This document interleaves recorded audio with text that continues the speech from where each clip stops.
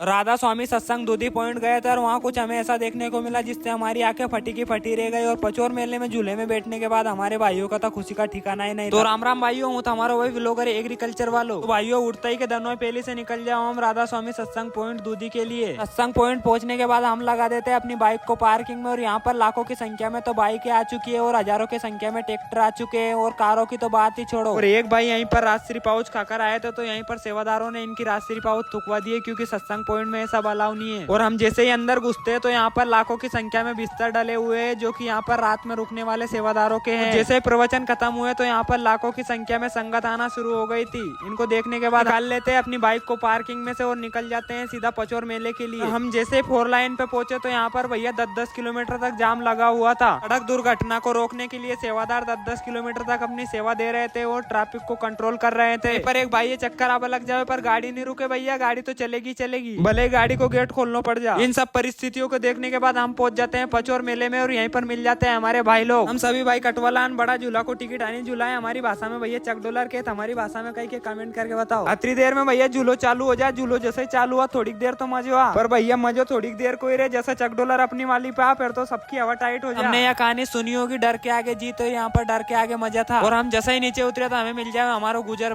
भाई से मिलने के बाद निकलना हम सीधा ही घर की। और भैया आज को भी लोग अतरो क्योंकि आज अपनी आवाज भी खराब निकल रही क्योंकि अपन हो रही सर्दी जुकाम। राम राम।